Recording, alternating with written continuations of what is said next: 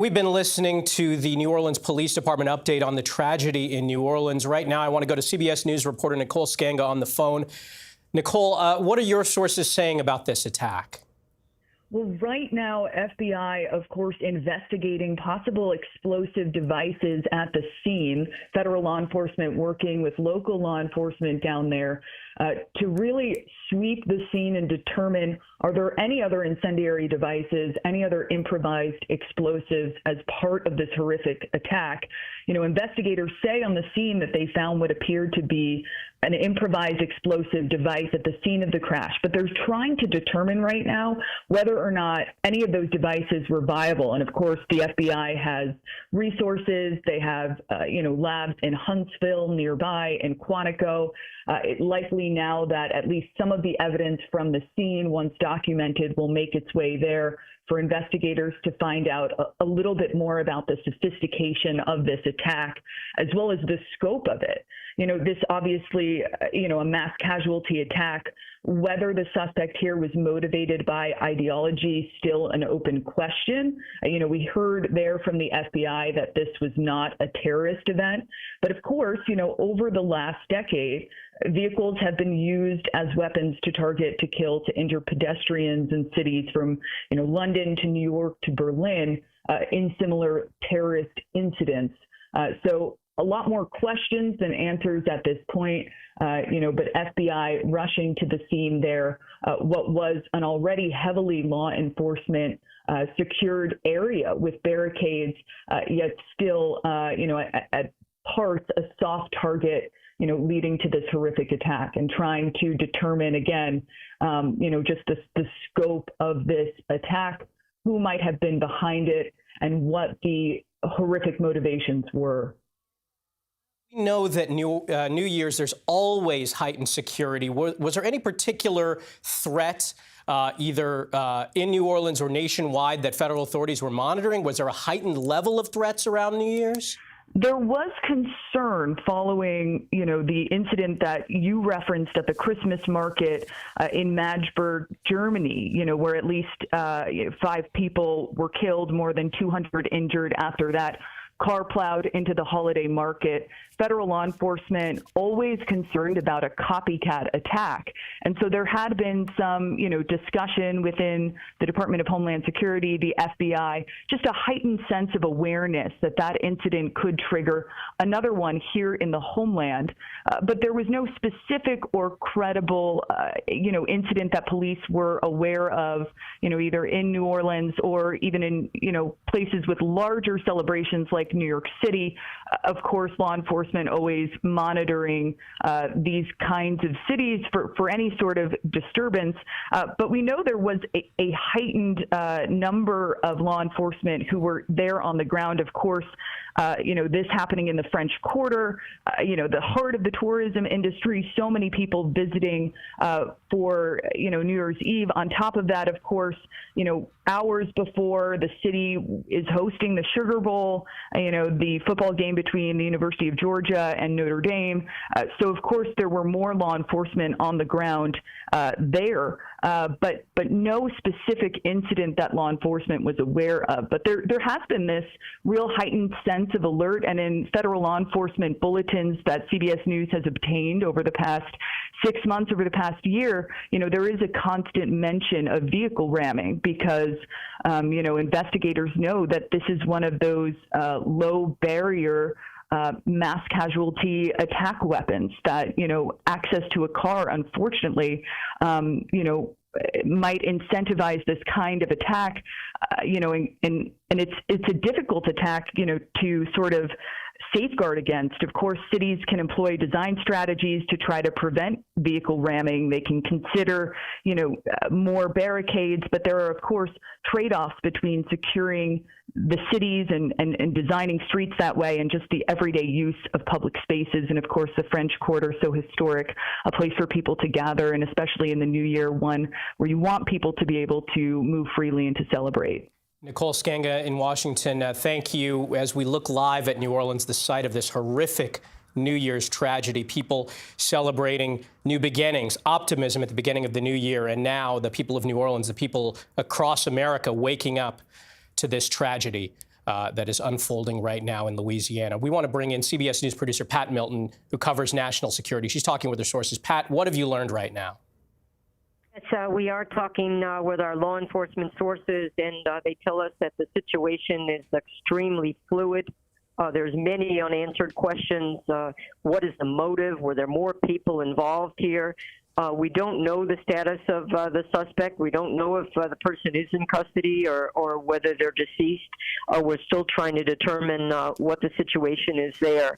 As Nicole has said, the FBI is the lead, but they have not yet declared this an official act of terrorism, although this is a terror act.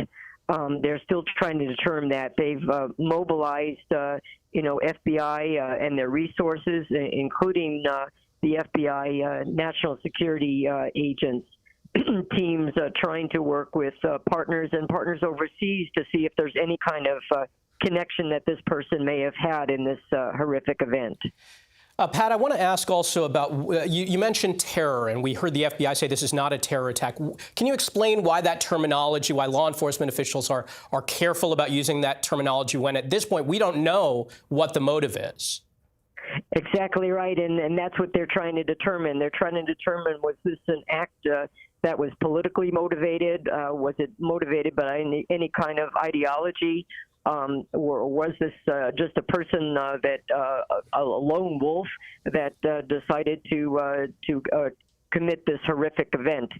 So they're trying to determine, going into the background of this suspect, going into any connections that he may have had, looking at his any possible social media postings. So they've dug in. They're very careful whether to declare this an act of terrorism. But again, it's an FBI act of terrorism, a federal act of terrorism that they're looking at. Although this is, a terror act, an act on people that have terrorized them. All right, Pat Milton, thank you. Right now, we want to turn to CBS News national security contributor Sam Vinograd, a former Department of Homeland Security official in the Biden administration. Sam, thanks for joining us. First off, just your reaction to what's unfolding right now in New Orleans. Well, this is obviously horrific. Unfortunately, it is relatively unsurprising. I will tell you as a counterterrorism official, the holidays and New Year's Eve are supposed to be a joyous occasion. They are always a cause for concern. That is because a range of bad actors view these high-profile moments, these holidays, as a prime opportunity to inflict damage. We saw that at a Christmas market in Germany just a few weeks ago. We've seen that throughout history, and we're seeing that now. These are high-profile moments in which there are large mass gatherings of people, like, unfortunately, what occurred at Bourbon Street on Tuesday night and early Wednesday morning. So these attacks, perpetrators know, are likely to inflict maximum damage and likely to get a lot of attention. Now, what we have learned over the course of history with these kinds of attacks is there are a range of motivations involved. The biggest terrorism-related threat facing this country now is from what we call lone actors, individuals who are radicalized and mobilized to violence on their own.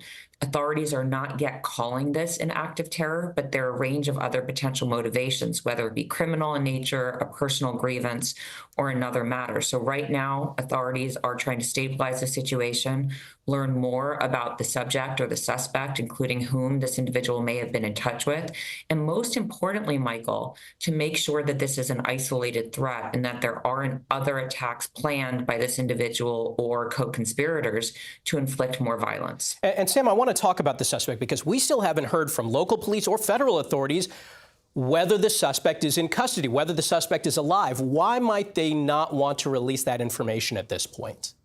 There are a range of reasons I've encountered working with law enforcement as to why they wouldn't want to release more information on the suspect.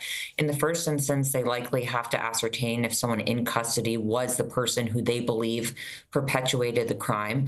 And at this stage, they are likely gathering a range of biographic details, what we call biometric details. If they have a potential suspect, they're running that individual's identity through criminal databases and doing other kinds of searches to see whether this individual at any point rose to the level of law enforcement concern. But again, from a law enforcement perspective, this is incredibly early in an investigation, and it's a balance. Law enforcement wants to inform the public. They want to share whether there are any other associated threats or whether it's it's been contained, but they want to be certain that they have accurate information to share with the public. So I would expect law enforcement to share more information on the suspect. They have a suspect in the coming hours, but they have to tread very carefully here to make sure they have accurate information. And we've seen similar situations unfold in other instances of violence of this kind. Sam, you touched on this earlier, but this kind of attack is nothing new. This was New Orleans. It was New Year's Eve. It was Bourbon Street. It was a target that police were aware could be attacked and obviously took precautions. Are there precautions that law enforcement can take to prevent these kinds of attacks where somebody drives into a crowd, and what kind of precautions are taken? Well, I can tell you that these kinds of attacks are the hardest ones to prevent. If this was, in fact, a lone actor, law enforcement and intelligence officials are working around the clock to try to see whether an individual displays worrying signs about planning an attack on social media, in comments to family, and otherwise. But preventing a lone wolf attack is one of the hardest things that I encountered in my career, because oftentimes these individuals radicalize and mobilize in private by themselves and don't share information on their aspirations with others. And if they do share information on their aspirations, others are too worried to come forward to law enforcement. So what we need is to build a culture in this country where people reach out to law enforcement at the earliest possible stage when there are concerning signs. From a prevention standpoint as well, likely there were barricades in place at Bourbon Street. There was a large law enforcement presence, but when it's law enforcement and barricades against a vehicle traveling incredibly fast, that is going to err on the side of the perpetrator, unfortunately. So at this point, law enforcement is very aware that vehicular attacks are incredibly difficult to actually stop once they're in motion. And that comes back, Michael, to trying to find perpetrators of attacks well before they actually put their foot on the gas pedal to launch violence of this kind.